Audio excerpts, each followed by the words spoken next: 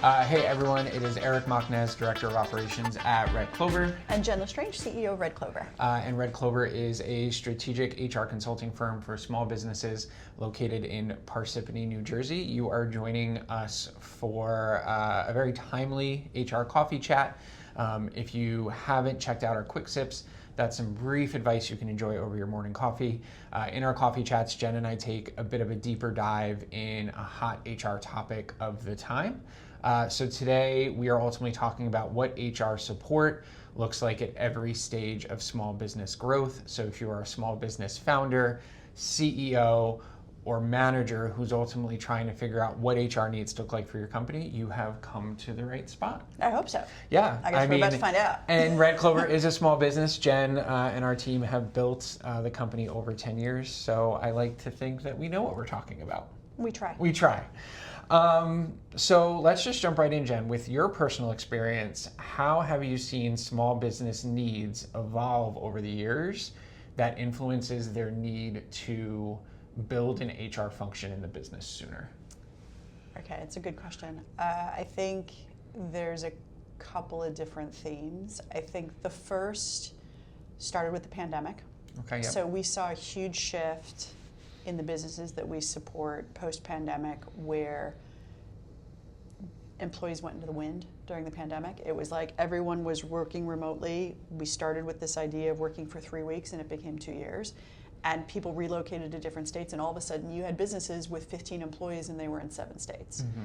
And that was something that we had never contended with previously, and navigating the payroll compliance challenges, the legal requirement challenges, the how do you bring people back later when you want to reopen the office and all that stuff. And that continues to be a challenge for some of the organizations we support today. But I think the one thing that was durable in that is this notion that even a small business can explore employment options outside of their local home office, right? So now we've got clients that they're like, okay, we have an office in New York, but we're also open to hiring in South Carolina if we find the right talent in that location. So that's one thing. I think the other thing that has changed in the last 10 years is kind of this idea of how people source talent. And I think AI is accelerating this even more, but I think one of the big shifts that we've seen is, in the beginning it was like, post a job, get the resumes, interview the candidate, pick the best, make an offer, move on, do it again, rinse and repeat.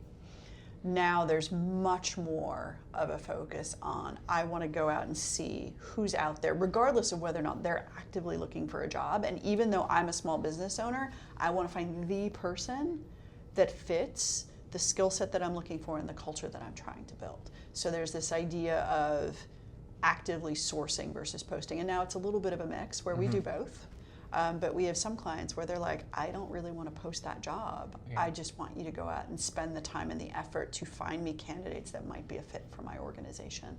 And I will add that there is the whole notion of, as we start to evolve from the legislative side, many states, and I suspect that at some point this is going to be across the country, are requiring companies to post their salary ranges. And that is difficult for a small business to do when they don't yet have salary structures established, or they don't know how to articulate those ranges, and they're trying to figure out, well, I'm not exactly sure what I'm looking for because I won't know it until I see it. Yep. Because there's a lot of different options in the roles that they're sourcing for. So I'd see that as probably the key themes. Awesome. If you were to look back in the clients that we've onboarded and worked with, over the years, what's one specific challenge they face when it comes to implementing HR processes as a small business? Knowing where to start. Yeah, I can see that. Yeah, I think they'll often come to us sometimes because they got a handbook through their PEO, and then they found out after the fact that there was a bunch of stuff that they did that wasn't in the handbook. And then the employee comes with questions, or the employee comes and not protests, but says, hey, you told me this, or we were doing this, but that's not actually what it says in the handbook, and they don't know what to do with that. So it kind of starts there. And for a lot of them, they'll come to us really with the simple request of, I don't know how to get the right talent for the salary budget I've got. Sure. And I don't know how to articulate that Yep. in how I'm posting jobs and how I'm going to market. So that's a really interesting conversation where we can add a ton of value. Yeah, I also think, working directly with CEOs in small businesses is they're really skilled at running their business. And we work with some niche industries, construction, IT, family offices, and they ultimately have an idea of how they want the business to grow. Yeah.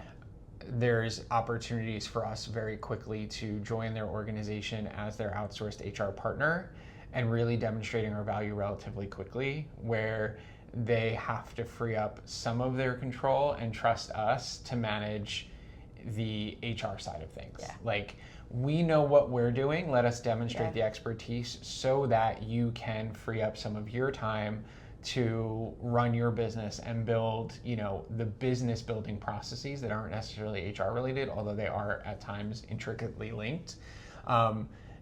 Trust us, we've got this covered. And it can be hard because, again, a lot of the clients that we work with, they built their businesses out of their parents' basement or their parents' garage, and they take a lot of pride, and they're suddenly kind of Faced with let go and let God. Yeah, exactly. Yeah. They're kind of like, here, Yeah. I'm giving you, my child to take care of, and it can be, it can be intimidating for them. I relate to that. I mean, we've just internally decided to allocate resources to support Red Clover from an HR perspective, and that's the first time we've done it in our trajectory. And this idea of, am I really ready to let go of things like salary structures that I've personally been managing for 10 years? Mm-hmm. And now it's time to okay, am I okay? And trusting someone to tie that back to the P&L, because that's so important for how we run. So I relate to it. The thing was, and you raised this to me, I can't do what I do if I continue doing that. Mm-hmm. And it's creating the time for me to do what I need to do to continue to scale and grow as we expand across the country. Yeah, so let's actually get down to the nitty gritty. Can you walk through a real example of how working with us as a strategic HR partner impacted a company's success? Yeah, all right, I won't go into who it was, but I think, so I've got one example. So they worked with us, and they've recently they've recently ended their engagement, but it's what I call happy turnover, not sad turnover. So organization came to us, I want to say 6 years ago, something like that. Probably around there, yeah. Yeah, professional services firm. Small. I think when they came, maybe 10, 11 people. Something like that, yeah. It was pretty small. We worked with them as their total HR outsourced arm.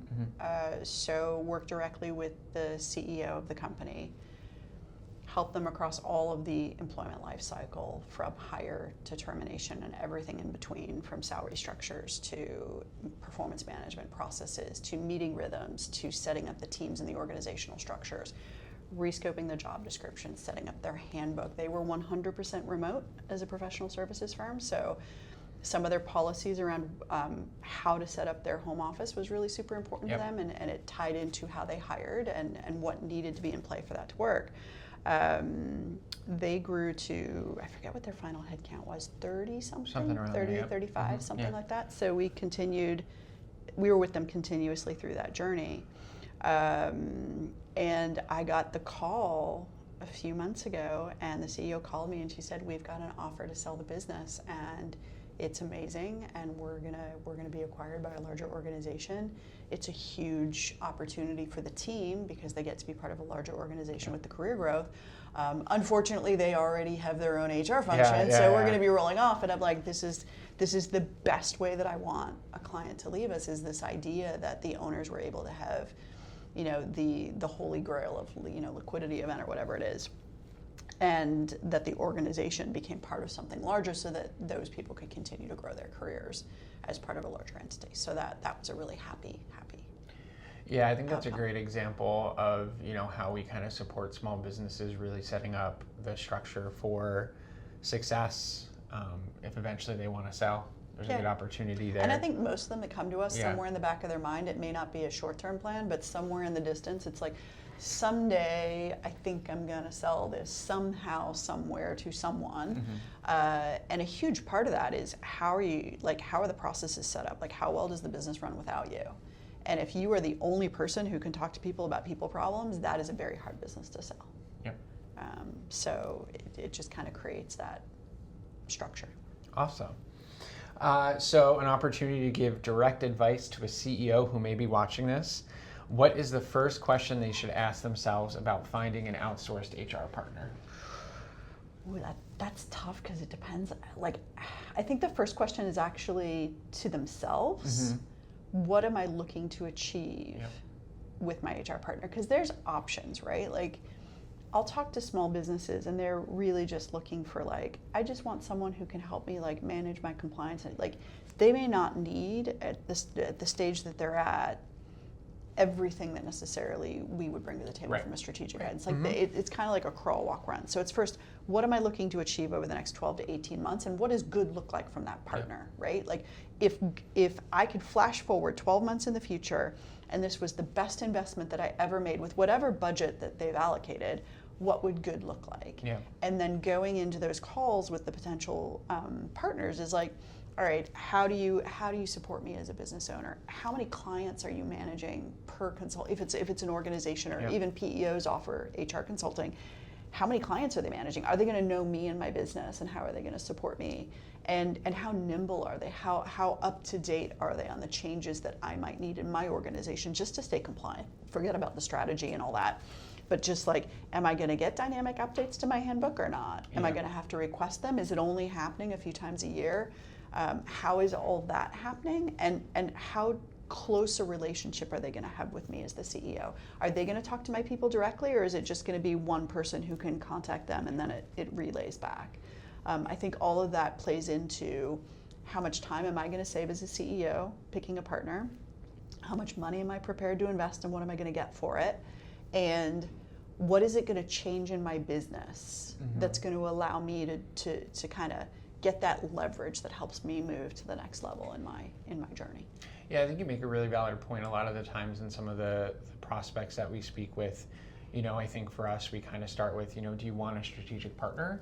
And sometimes they say, hey, we're not at that position. We just need a handbook and we need payroll. We need that to run smoothly. And we're like, that's not us. We can make a great recommendation. Yeah, and then when you get to the point, but then some of them say, but eventually we do want the strategic growth and the strategic support when we're a bit larger. That's when we're like, come talk to us then. Yeah. Because I really do believe working with us as an outsourced HR partner is really about the long-term strategy. Yeah. And how we can help you. And I like the fact that we have honest conversations with some of the people who come to us who are like, yeah, I have one employee and they're part-time. And we'll be honest and say, I don't even really think you don't need full-time HR. No. Even part-time HR, based on how we scope our engagements, we're not going to be the right fit for you. Yeah. It's not the right investment at this point. For an organization, we don't even need full-time.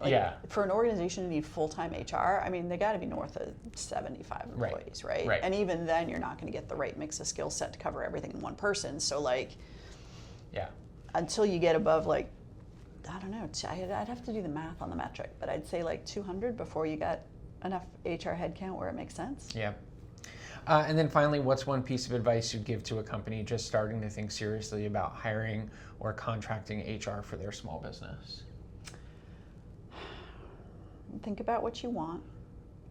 Be honest about where you're at in the business journey and your goals. And maybe don't lock yourself into a contract, because needs change so quickly with the small businesses. And this is true with a lot of the larger organizations where you get kind of locked into either a 12-month contract or a certain scope of work that's very hard to change. I think we're one of the few firms that adjusts quarterly, where based on where the organization is at, we can go up or down, and they know what the bill is, but it's flexible and it's collaborative. Most organizations are going to be like, all right, this is what you're buying, this is the menu, this is what you chose, you're stuck. Yeah. Or on the other hand, you can get into consulting arrangements where it's time and materials. You never know what the bill looks like. Yeah. And that's never a happy surprise. Yeah, I think it's interesting reflecting back when we decided we were entering into a retainer model, right? Yeah. At the end of the day, Well, this it is was where we're able the to one provide- client, yeah. right? So we had this great client, and you knew him really well, and he's like, "Hey, I love working with you guys. I hate getting your bills." Yeah. And I was like, "What do you mean?" He's like, "I never know what it's going to be." And I was like, "That's really interesting. All right, we can probably fix that." Yeah, for sure. All right, awesome. Thank you so much for joining us for this coffee chat. Hopefully you are a small business owner and this was incredibly useful for you. If you are interested in learning more, feel free to reach out to us at hello@redcloverhr.com. We'd love to chat with you. Otherwise, like, comment, subscribe, and share. And we will be back soon with another quick sip and coffee chat. Thanks for tuning in.